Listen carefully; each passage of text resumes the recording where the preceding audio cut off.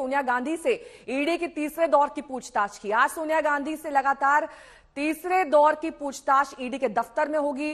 National Herald money laundering मामले में यह तीसरा मौका होगा जब सोनिया गांधी आज ईडी अधिकारियों के सवाल का जवाब देंगी। पहली बार 21 जुलाई को करीब 2 घंटे ये पूछताछ चली, कल करीब 6 घंटे हुई। कुल मिलाकर अब तक 8 घंटे की पूछताछ हो चुकी है। सूत्रों के मुताबिक ईडी के अधिकारियों ने सोनिया गांधी के सामने सवालों की झड़ी लगा दी है। आज तक उस सूत्रों के हवाले से जानकारी मिली है, उसके मुताबिक सोनिया गांधी से पूछा गया कि उन्होंने यंग इंडिया प्राइवेट लिमिटेड का निदेशक बनना क्यों स्वीकार किया। लेन देन खत्म होने के बाद यंग इंडिया के निदेशक बनने के पीछे कोई दूसरी वजह तो नहीं। यंग इंडिया प्राइवेट लिमिटेड के कामकाज को लेकर भी सवाल किए गए। मसलन, क्या यंग इंडिया चैरिटेबल संस्था है? अगर हां, तो फिर यंग इंडिया ने चैरिटी के कौन कौन से काम किए हैं? कांग्रेस और एजेएल के बीच लेन देन के बारे में भी सवाल पूछे गए। एजेएल की संपत्ति के बारे में भी सोनिया गांधी से जानकारी मांगी गई। इन संपत्तियों का किस मकसद से इस्तेमाल किया गया, यह भी सवाल में शामिल किया गया। कांग्रेस ने आज फिर देश भर में सत्याग्रह का कार्यक्रम मनाया है। आज सुबह 10 बजे से सोनिया गांधी से पूछताछ खत्म होने तक कांग्रेस के नेता और कार्यकर्ता देश भर में शांतिपूर्ण तरीके से प्रदर्शन करेंगे। कांग्रेस के सभी विधायकों, पूर्व सांसदों से अपने अपने जिला मुख्यालयों पर सत्याग्रह करने की अपील की गई है। मौसमी सिंह मेरी सहयोगी इस वक्त तमाम जानकारी के साथ जुड़ रही हैं कांग्रेस मुख्यालय के बाहर से। मौसमी, कल हमने देखा था डिटेन किया गया था राहुल गांधी को, आज भी सत्याग्रह की तैयारी है, लेकिन कल जैसी तस्वीरें आज भी होंगी या फिर कुछ और अलग आज सत्याग्रह देखने को मिलेगा?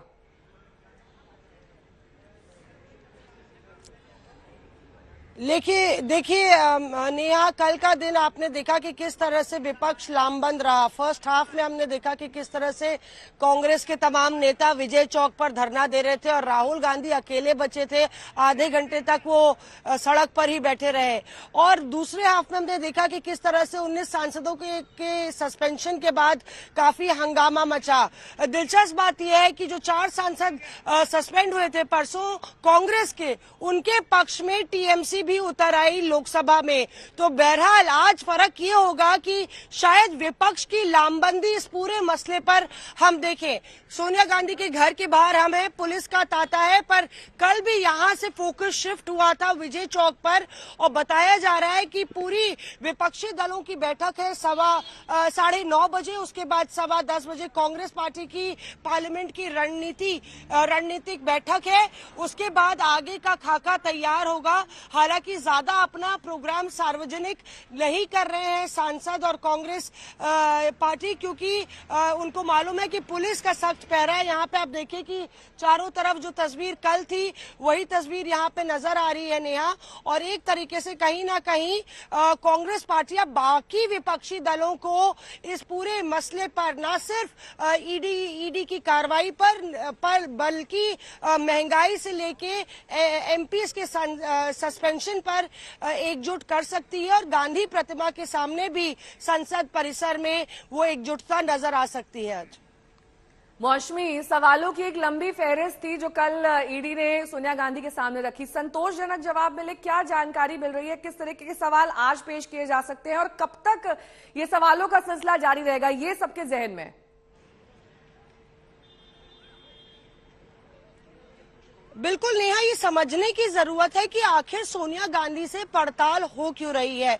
और जिस तरह से आपने अभी बताया कि जो सवालों की फहरिस्त थी, ये पता चला, हमारे सूत्रों ने बताया कि सोनिया गांधी लगातार ये कहती रही कि एजेएल का कामकाज जो है वो मोतीलाल वोरा देखते थे, क्योंकि आरोप है कि कांग्रेस पार्टी ने 19 करोड़ का लोन एजेएल को दिया और जब ये लोन दिया गया तब सोनिया गांधी पार्टी की अध्यक्ष थी। आरोप ये भी है कि जो 19 करोड़ का लोन दिया गया वो कैसे दिया गया, कैश में दिया गया, चेक में दिया गया, या उसकी क्या डिटेल्स हैं और वो कहां इस्तेमाल हुआ, इसका भी कोई जो है डेटा नहीं है। दूसरा, यंग इंडिया यहां पे चली आती है और यंग इंडिया की बात करें तो यंग इंडिया चैरिटेबल ट्रस्ट थी। तो अगर चैरिटेबल ट्रस्ट है तो आपने कुछ समाज सेवा क्यों नहीं की, वो खर्च क्यों नजर नहीं आता है? और क्या ये नहीं पता था कि अगर एजेएल घाटे में जा रही है तो आप बेल आउट कर सकते थे, 19 करोड़ का उधार आप कांग्रेस को चुकता कर सकते थे। आपने कंपनी क्यों बेच दी? एजेएल यंग इंडिया के हाथ में क्यों बिक गया जब उसकी असेट 200 करोड़ की से ज्यादा की उसके पास असेट थी? तो ये सब सवाल है जिसके तार नहीं जुड़ पा रहे हैं तमाम सवाल जवाब के बावजूद भी। यही वजह है कि ईडी बार बार सोनिया गांधी को बुला रही। बिल्कुल कांग्रेस की ओर से किया गया। किस तरीके की तस्वीरें सामने आई, क्योंकि ये हल्ला बोल दरअसल सिर्फ दिल्ली तक सीमित नहीं था। ये हल्ला बोल देखा गया जयपुर, रांची, पटना, हैदराबाद और चंडीगढ़ में, जहां पर कांग्रेस के कार्यकर्ता एकजुट हुए इस सत्याग्रह को करने के लिए। कई जगह पर पोस्टर्स, बैनर्स के साथ प्रदर्शन किया गया, कहीं पर धरने पर ये बैठ गए। तो आपको तो सीख लेनी चाहिए, कानून अपना काम कर रहा है और आपको सत्याग्रह करना है। कहां? वो भी महात्मा गांधी जी की मूर्ति के सामने। अरे महात्मा गांधी जी तो खुश हो रहे हैं कि इनको परमिशन नहीं मिली। तो जितने घोटाले हैं, चाहे बोफर्स हो, कॉमनवेल्थ हो और कोयला का घोटाला हो, चाहे ये नेशनल हेराल्ड का मामला हो, उस सब के अंदर तो आप ही लोग फंसे हुए हो। और आप जैसे लोग जाके सत्याग्रह करेंगे तो महात्मा गांधी जी का सत्याग्रह का जो अर्थ है वो कहीं ना कहीं धूमिल कर देंगे आप। तो कृपा करके आप सत्याग्रह ना करिए और कानून को अपना काम करने दें। कांग्रेस के नेताओं के ऊपर कांग्रेस पार्टी पे दबाव बनाने के लिए किया जा रहा है, और ये इसलिए किया जा रहा है ताकि देश के जो वास्तविक मुद्दे हैं, जैसे अग्निपथ बेरोजगारी का मुद्दा है, महंगाई का मुद्दा है, ऐसे मुद्दों के ऊपर विपक्ष के ऊपर दबाव डाला जा सके कि विपक्ष ये मुद्दों को ना उठाए। हम ये कहना चाहते हैं कि विपक्ष किसी भी तरीके से डरने वाला नहीं है।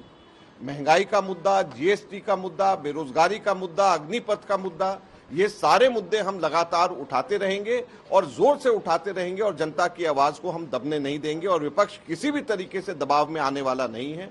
हम ये सारे के सारे मुद्दे पार्लियामेंट में और बाहर हम लोग उठाते रहेंगे।